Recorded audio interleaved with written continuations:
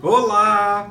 Bem-vindo ao meu canal. Sou Jean Bombazar, psicólogo especializado em transtornos de ansiedade e terapeuta de casal.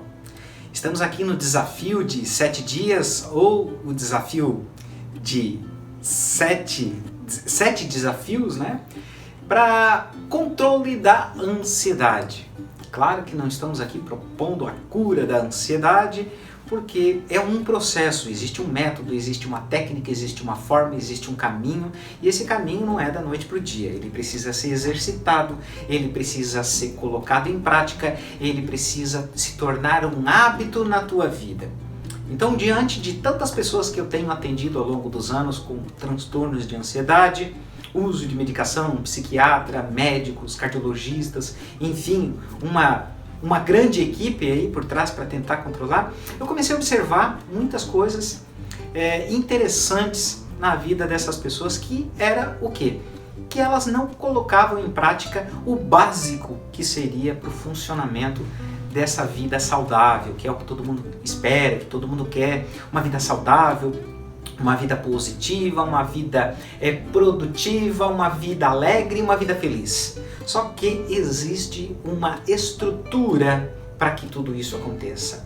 E uma dessas estruturas são esse desafio, por isso que foi montado o desafio de 7 dias. Esses 7 desafios nós poderíamos transformá-lo ele em 21, em 30, 40, assim, tem tantas outras desafios, tem tantas outras ferramentas, tem tantas outras fórmulas, né, para a gente ter o controle da ansiedade. Por isso que eu já te convido aí, te inscreve no canal para receber sempre outras informações, nos segue nas redes sociais, que ali a gente posta coisa diariamente, para estar falando de insights, de ideias que a gente tem, questões que às vezes até no próprio consultório a gente se depara e observa ali com as pessoas. Então tem colocado isso na vida prática, transformado numa linguagem clara e simples que possa ser usada por qualquer pessoa e beneficiar o maior número de pessoas. Então a gente criou aí o desafio de 7 dias. O primeiro dele foi a alimentação, então eu preciso de um corpo, né? Como diz o ditado, saco vazio não para em pé. Então primeiro eu tenho que ter alimentação, tenho que nutrir esse corpo, depois eu tenho que colocar este corpo em movimento. Me lembro uma vez que eu tinha um curso que fazia sobre ortopedia, e lá dizia que vida é corpo em movimento. Se o corpo não está em movimento, ele não tem vida. A gente começa a atrofiar, a gente começa a adoecer, o próprio osso, né, ele precisa de impacto para poder crescer, para poder se desenvolver, para poder calcificar, enfim, uma própria fratura, quando acontece, os médicos sempre recomendam, depois de estabilizada essa fratura, de ter movimento, porque se tiver movimento, vai calcificar mais rapidamente, né? Qualquer pessoa que faz uma cirurgia de articulação, o médico também diz, né, tenha movimento, então por isso, ter movimento. Então a gente nutriu o nosso corpo, a gente colocou o nosso corpo em movimento, a gente começou a trabalhar as nossas emoções, tendo interações sociais com o filho, com o marido, com a esposa, colega de trabalho, dia a dia, amigos, né? E agora então a gente entra no quarto desafio, e esse nosso quarto desafio talvez seja um desafio o mais desafiador e um desafio muito importante para que todos os outros desafios possam ser colocados em prática e que a gente consiga então ter o maior rendimento, o maior ganho de tudo isso. Que desafio é esse? É o desafio da agenda. Agenda? Sim, agenda. Ah, mas eu não uso agenda. Então, observa como a tua vida ela está desorganizada. E a desorganização gera estresse, o estresse gera ansiedade, a ansiedade gera o estresse, uma coisa leva a outra, a própria depressão. Por quê? Porque a gente não tem produtividade. Eu tenho um monte de coisa para fazer e eu me preocupo, eu fico pensando, aí agora, e aquele problema, aquele questionamento, aí eu não durmo, aí eu não como, ou como demais, né? É interessante a gente observar que a questão da alimentação, ela é afetada das duas maneiras. Ou eu posso comer nada, que isso vai me fazer um mal danado, ou eu também posso comer demais, que também vai me fazer um mal. Até mesmo a atividade física.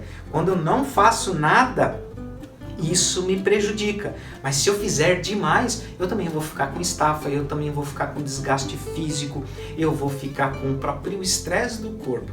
Então a gente vai falar sempre de equilíbrio, de um funcionamento que esteja ali na linha do equilíbrio, né?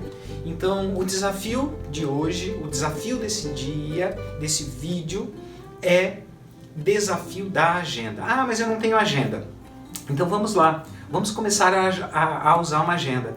E aí chama a tua atenção para os nossos tempos de escola primária, né? A escola fundamental, onde a gente tinha lá atrás da porta do quarto aquela grade de horário onde a gente tinha segunda-feira, português, matemática, terça-feira, tal. Aí ficava esperando pelo dia da educação física, né? Só para que não tenha aula. Não sei se com vocês era assim, mas eu sempre esperava o dia da educação física. Era um dos dias mais legais. Então funcionava, a gente conseguia ter produtividade. E tudo aquilo que está organizado na nossa vida, com agenda, com horário, com dia, com hora marcada, a gente consegue produzir. E se a gente não tem marcado isso, a gente vai, amanhã eu faço, né? E aí acaba vivendo a vida Zeca Pagodinho, né? Deixa a vida me levar, a vida leva eu não me planejo. Tivemos aí então o final do ano, planejamento para as pendências de final do ano, tivemos o início do ano, planejamento do ano. Se nós não nos planejarmos anualmente, primeiro que o planejamento ele tem que ser para a vida, né?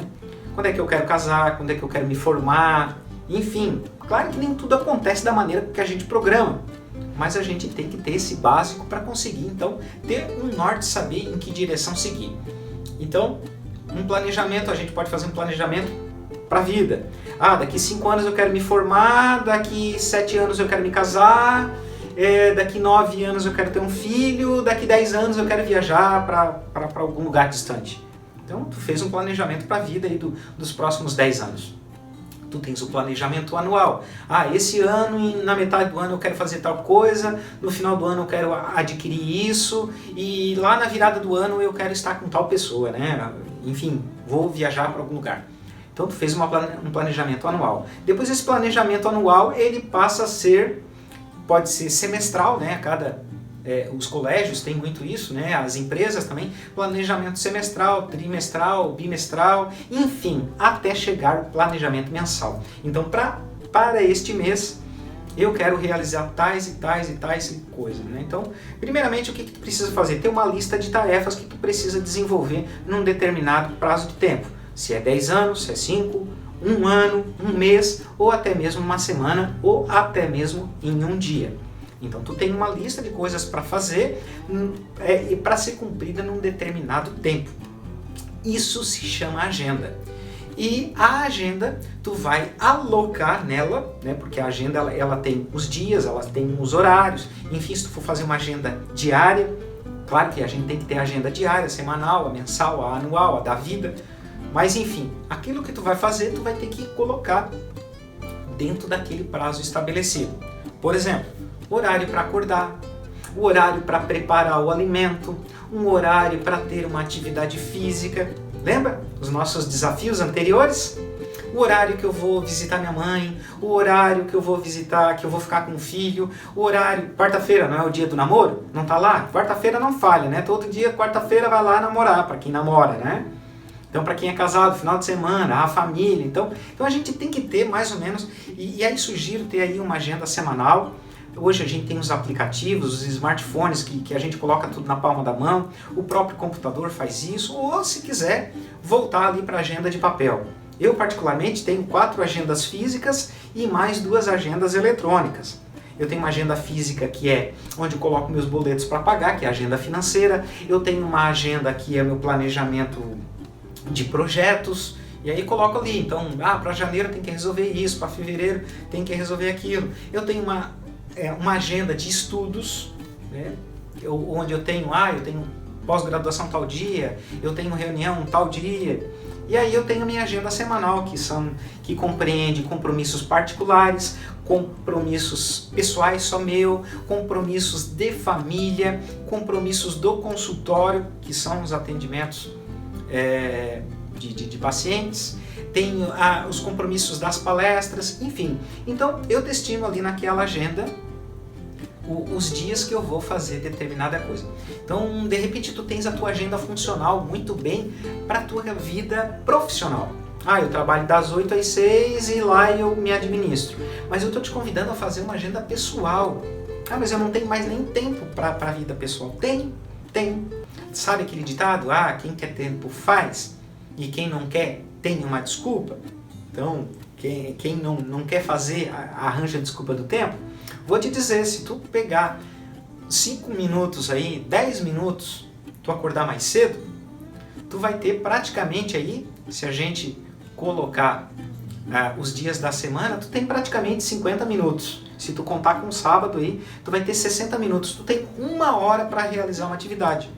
Ou se é ler um livro, ou organizar um projeto.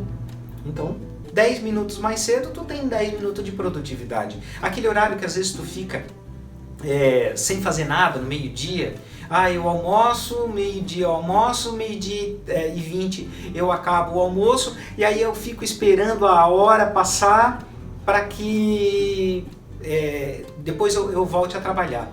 A gente se ocupa com celular, a gente se ocupa com tantas outras coisas fúteis que, se a gente está pensando em produtividade, a gente está pensando em organizar a nossa vida, para a gente não ficar com medo, para a gente não ficar ansioso, para chegar no final do ano e eu dizer que eu não consegui colocar em prática aquilo que eu fiz, eu vou ter que organizar minha vida. E para organizar minha vida eu preciso ter uma agenda. E essa agenda ela tem que ter horário, ela tem que ter regras, ela tem que ter normas. Uma coisa interessante dentro da agenda são os ladrões de tempo, né?